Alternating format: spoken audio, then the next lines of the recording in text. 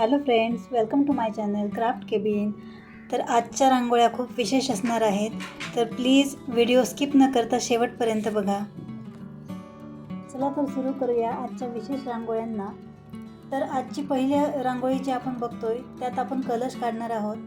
कलश म्हणजे काय, तर कोणत्याही शुभ कार्यात किंवा पूजेमध्ये कलश म्हणजेच सोप्या भाषेत आपण त्याला घट म्हणतो। तर घट भरून त्याची स्थापना आपण करत असतो आणि हा घट मांगल्याचे, समृद्धीचे आणि सकारात्मक ऊर्जेचे प्रतीक मानले जाते। तसेच या घटात सर्व देवी देवतांचा वास असतो अशी आपल्या हिंदू धर्मात मान्यता आहे। कोणतेही शुभ कार्य सुरू करण्यापूर्वी आपण या घटाची स्थापना करत असतो। हा घट स्थापन झाला म्हणजे शुभ कार्याला सुरुवात झाली असे आपण समजतो। तर ही आहे आपली आजची पहिली रांगोळी, जी की आपण आपल्या घरातील देवघरासमोर काढू शकतो अगदी सोप्या पद्धतीने आणि सहज। व्हिडिओ जरा मोठा होईल कदाचित, तर प्लीज स्किप न करता पूर्ण व्हिडिओ बघा, जेणेकरून तुम्हाला या पवित्र रांगोळ्या तुमच्या देवघरासमोर उपयोगी पडतील। तर बोलता बोलता इथे आपली पहिली रांगोळी तयार झाली आहे। कशी वाटली आहे नक्की कमेंट करून सांगा।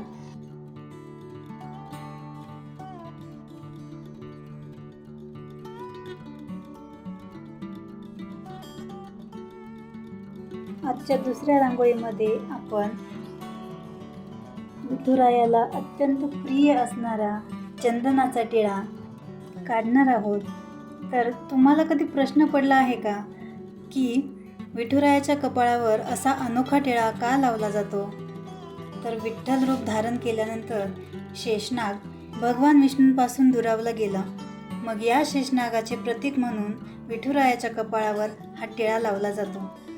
बुक्का तर विठुरायाला फारच आवडतो, म्हणूनच संत नामदेव महाराज त्यांच्या एका अभंगात म्हणतात, अतिप्रिय आवडे तुळशी बुका, तैशीच प्रीती करी भोळ्या भाविका, नामा पदपंकज पादुका, शिरी मस्तकी वंदितसे।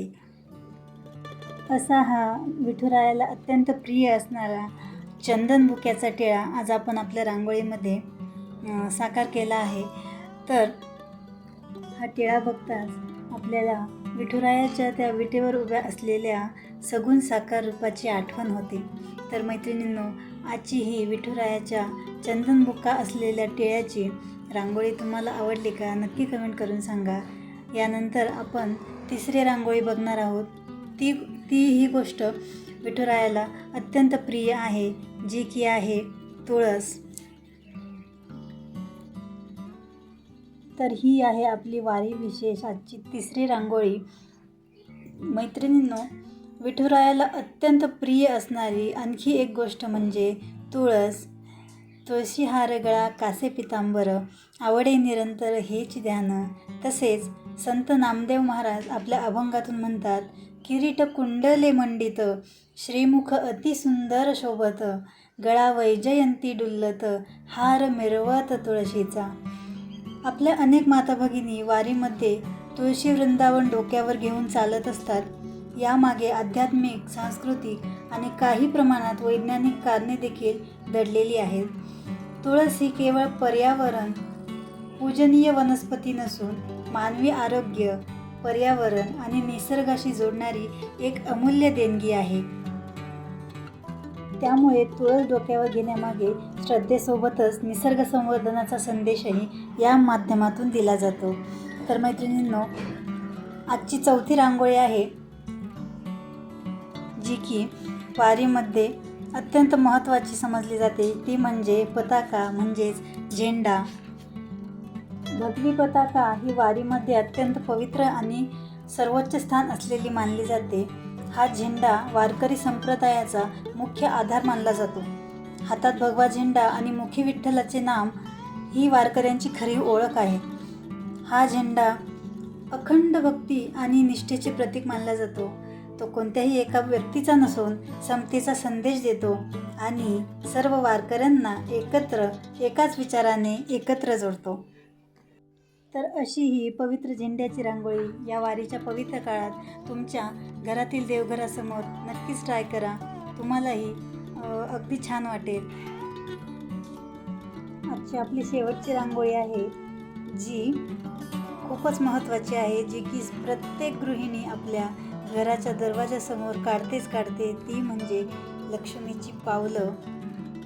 आणि तर लक्ष्मीची पावलं घरासमोर का काढतात? तर घराच्या मुख्य प्रवेशद्वारावर आणि पूजा घरात लक्ष्मीची पावलं काढणे हे देवी लक्ष्मीचे स्वागत करण्याचे आणि घरात सुख समृद्धी व सकारात्मकता आणण्याचे प्रतीक मानले जाते. लक्ष्मीची पावलं ही नेहमी घराच्या आत प्रवेश करत आहेत, म्हणजेच घराबाहेरून आत येत आहेत अशी काढली पाहिजेत. हे दर्शवते की माता लक्ष्मीचा प्रवेश आपल्या घरात होत आहे.